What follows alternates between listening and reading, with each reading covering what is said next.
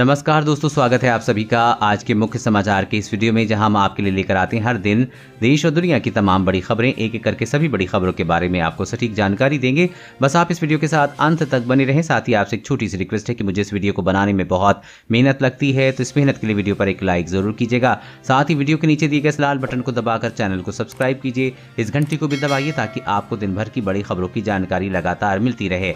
तो चलिए दोस्तों, एक एक करके सभी बड़ी खबरों के बारे में जान लेते हैं। तो दोस्तों, आज की पहली बड़ी खबर की अपडेट की बात करें तो नए कोरोना मामले में भारत विश्व में सबसे आगे। दुनिया में हर 4 में एक संक्रमित व्यक्ति इसी देश से। जी हां, भारत में कोरोना की दूसरी लहर से हालात बेकाबू होते जा रहे हैं। नए कोरोना के मामलों में भारत दुनिया में सबसे आगे है। देश के हालात इतने बुरे हैं कि दुनिया में हर 4 में से एक कोरोना संक्रमित व्यक्ति भारत से सामने आ रहा है। दुनिया भर के देशों में रोजाना मिलने वाले कोरोना मरीजों की संख्या की लिस्ट में भारत सबसे आगे है। भारत में कोरोना के एक दिन में करीब 3 लाख मामले सामने आ रहे हैं। पिछले साल अक्टूबर के बाद से ये पहला मौका है जब दुनिया के देशों में से भारत में एक दिन के कोरोना संक्रमण के मामले सबसे अधिक थे। भारत में कोरोना महामारी की दूसरी लहर अत्यधिक गंभीर होती जा रही है। देश में बीते 24 घंटे में पहली बार 3 लाख नए मामले सामने आए हैं और 2000 से ज्यादा मौतें हुई हैं। महाराष्ट्र, उत्तर प्रदेश और दिल्ली में हालात बेहद चिंताजनक होते जा रहे हैं। भारत प्रतिदिन दुनिया भर में होने वाले नए संक्रमण के औसत संख्या में सबसे आगे है। विशेषज्ञों ने कोरोना के नए वेरिएंट को इसका दोषी बताया है। भारत में कोरोना की दूसरी लहर ने अस्पतालों को पहले की तुलना में बहुत तेजी से हिला दिया है। महामारी वैज्ञानिकों और डॉक्टरों का कहना है कि वायरस में म्यूटेंट का मतलब है कि प्रत्येक मरीज पहले की तुलना में कई अधिक लोगों को संक्रमित कर रहा है। और अगली बड़ी खबर की बात करें तो सरकार का बड़ा ऐलान, गरीब परिवारों को 3 महीने तक मिलेगा मुफ्त राशन। जी हां, मध्य प्रदेश में बढ़ते कोरोना संक्रमण के बीच सीएम शिवराज सिंह चौहान ने आज बड़ी घोषणाएं की हैं। उन्होंने कलेक्टर कमिश्नरों की मीटिंग में घोषणा की है कि राज्य में सभी गरीब परिवारों को 3 महीने के लिए फ्री में राशन मिलेगा। उन्होंने कहा कि 3 महीने का निःशुल्क राशन देने का निर्देश जारी कर रहा हूं।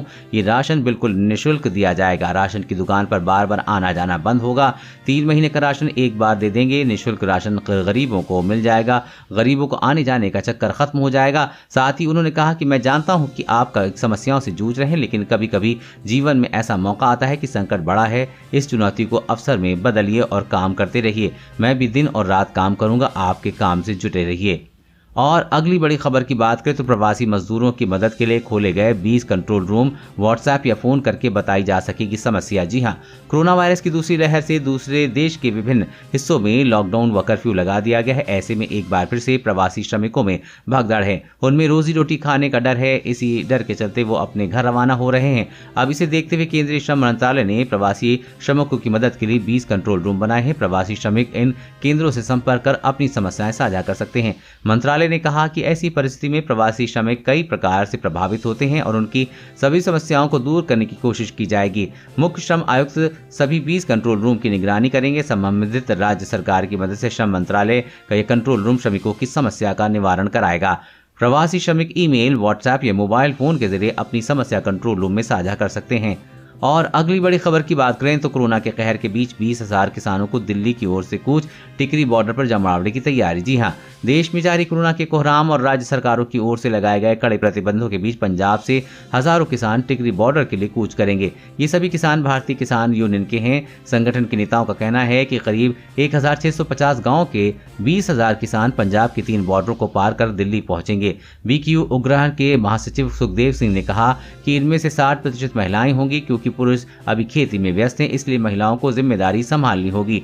ये सभी बसों, वैन और ट्रैक्टरों से भरकर टिकरी बॉर्डर पहुंच जाएंगे। खबर के मुताबिक खनौरी जींद सीमा पर चलने वाले जत्थे की अगुवाई खुद संगठन के अध्यक्ष जोगिंदर सिंह उग्रहन और महासचिव सुखदेव सिंह कोकरीकलन करेंगे। और अगली बड़ी खबर की बात करें तो ऑक्सीजन के लिए मची अफरा तफरी। अस्पताल पहुंचने से पहले ही लोगों ने लूट लिए सिलेंडर। जी हां, देश में कोरोना के कहर के बीच ऑक्सीजन की कमी बड़ी समस्या बनकर उभरी है। मध्य प्रदेश, राजस्थान, पंजाब से लेकर उत्तर प्रदेश तक इस समस्या से जूझ रहे हैं। कोरोना संक्रमितों की संख्या बढ़ने के साथ ही ऑक्सीजन की मांग भी तेजी से बढ़ रही है। कई राज्यों ने केंद्र से ऑक्सीजन पहुंचाने की अपील की है। मध्य प्रदेश के भी हालात बहुत गंभीर बने हुए हैं। राजधानी भोपाल समेत कई जिलों में अस्पताल ऑक्सीजन की कमी से जूझ रहे हैं। हालात ऐसे हो गए हैं कि दमोह में ऑक्सीजन सिलेंडरों को लूटने का मामला सामने आया है। दमोह के जिला अस्पताल में कल रात लोगों ने ऑक्सीजन सिलेंडर लूट लिए। जिले के कलेक्टर ने बताया कि जैसे ही ऑक्सीजन सिलेंडर का ट्रक आया, कुछ लोगों ने ऑक्सीजन सिलेंडर लूट लिए और अपने मरीजों के पास ले जाकर रख दिए। हालांकि अस्पताल में ऑक्सीजन की पर्याप्त मात्रा में उपलब्ध था। ऐसे लोगों की पहचान करके उनके खिलाफ मामला दर्ज किया जा रहा है। वहीं कुछ राज्य में ऑक्सीजन के खाली सिलेंडर की समस्या भी बनी हुई है। और अगली बड़ी खबर की बात करें तो दिल्ली सरकार ने बताया पलायन रोकने का प्लान, कहा मजदूरों को देंगे 5-5 हजार रुपए। जी हां, दिल्ली सरकार लॉकडाउन के दौरान प्रवासी, दैनिक व निर्माण कार्य में लगे श्रमिकों की भलाई के लिए प्रतिबद्ध है। सरकार ने लॉकडाउन में उनकी रहने, खाने पीने, कपड़े व दवा इत्यादि की व्यवस्था के लिए जरूरी कदम उठाए हैं।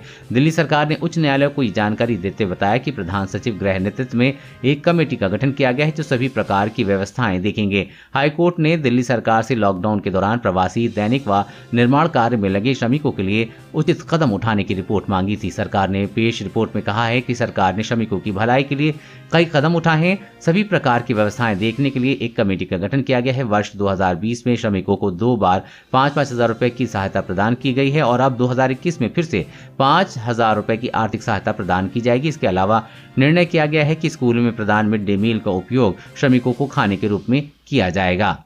और अगली बड़ी खबर की बात करें तो राज्य सरकारों को 400 रुपए और प्राइवेट अस्पतालों को 600 रुपए से मिलेगी कोविशील्ड की एक डोज। जी हां, सीरम इंस्टीट्यूट ऑफ इंडिया यानी कि SII ने भारत सरकार के निर्देशों के मुताबिक कोविशील्ड वैक्सीन की नई कीमत तय की है। SII ने वैक्सीन की कीमत राज्य सरकारों के लिए 400 रुपए प्रति डोज और प्राइवेट अस्पतालों के लिए 600 रुपए प्रति डोज तय करने की घोषणा की है। SII ने एक बयान में कहा है कि अगले 2 महीने में वैक्सीन प्रोडक्शन का तेजी से बढ़ाएंगे। हमारी उत्पादन क्षमता का 50% भारत सरकार के वैक्सीन अभियान की ओर और बाकी 50% राज्य सरकारों और निजी अस्पतालों को दिया जाएगा। कंपनी ने बताया है कि दुनिया की किसी भी दूसरी वैक्सीन की कीमतों के मुकाबले हमारी वैक्सीन सस्ती है।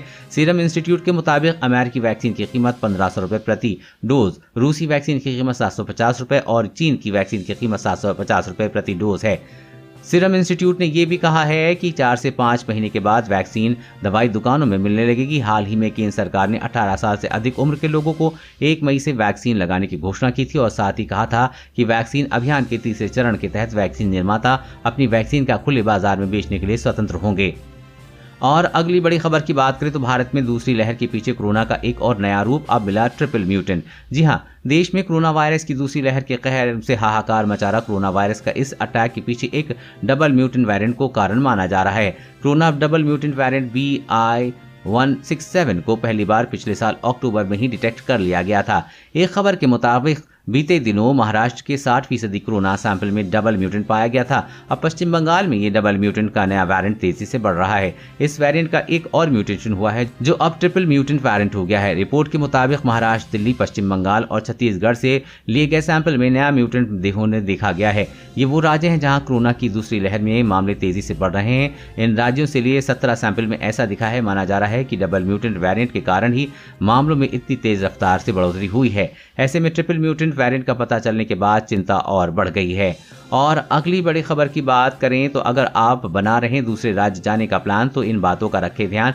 जाने क्या है नए प्रदेशों की गाइडलाइन। जी हाँ, कोरोना महामारी के बीच हवाई यात्रा हो या रेल यात्रा, सभी यात्रियों को घर से निकलने से पहले कुछ बातों पर ध्यान रखना होगा। अगर आप एक राज्य से दूसरे राज्य के लिए यात्रा के लिए सोच रहे हैं तो आपको कई बातों का ध्यान रखना होगा। बात अगर राजधानी दिल्ली की करें तो यहाँ राज्य सरकार ने 1 हफ्ते के लिए लॉकडाउन लगा दिया है। इसके साथ ही विदेशियों से अंतर्राष्ट्रीय फ्लाइट के जरिए यात्रा करने वालों पर सख्ती बढ़ा दी गई है।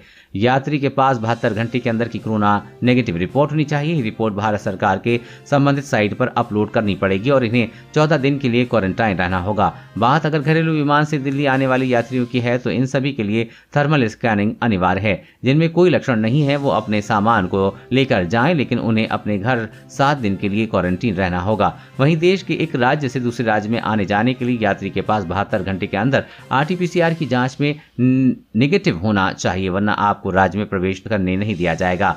और अगली बड़ी खबर की बात करें तो कोरोना के खिलाफ जंग, 15 अगस्त तक पूरे देश को वैक्सीनेट करने की तैयारी, घर घर टीकाकरण के लिए केंद्र ने उठाया बीड़ा। जी हां, केंद्र सरकार की योजना के मुताबिक अगले 3.5 महीने यानी कि 15 अगस्त तक देश के 18 साल से अधिक उम्र के सभी लोगों को वैक्सीन लगा दी जाएगी। योजना के मुताबिक पूरे देश भर में 10 लाख से ज्यादा टीकाकरण केंद्र बनाए जाएंगे। इसके अलावा लोगों को घर घर तक टीका लगाने की बस योजना है। स्वास्थ्य मंत्रालय के अधिकारियों के मुताबिक अगले कुछ दिनों में ही दुनिया भर के अलग अलग मुल्कों में लगाई जाने वाली सरकारी मानकों के अनुरूप वाली वैक्सीन अपने देश में होगी।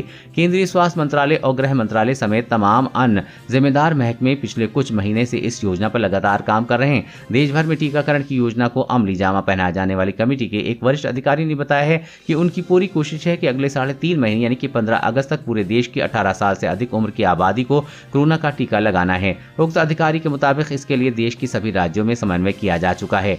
इसके अलावा केंद्र सरकार लोगों को घर घर जो जहां उसको वहीं पर टीका लगाने की तैयारी में है। इसके लिए राज्यों के स्वास्थ्य विभाग की ग्राउंड लेवल पर काम करने वाली टीम को प्रशिक्षित भी किया जा रहा है। सभी प्रांतों में तकरीबन 10 लाख से ज्यादा वैक्सीनेशन सेंटर बनाए जाएंगे। इसके लिए सभी राज्यों को दिशा निर्देश जारी कर दिए गए हैं। राज्यों ने अपने स्तर पर योजनाओं का अमली जामा पहनाना शुरू कर दिया और उसकी पूरी डिटेल केंद्रीय स्वास्थ्य मंत्रालय को दी जा रही है। दोस्तों, आज की खबरों में बस इतना ही। इसी तरह हर रोज काम की खबरें जानने के लिए आप हमेशा हमारे साथ जुड़े रहें। हमारे साथ जुड़ने के लिए वीडियो के नीचे दिए गए इस लाल बटन को दबाएं और साथ ही इस घंटी को भी दबाइए ताकि आपको हर खबर की सटीक जानकारी मिल सके।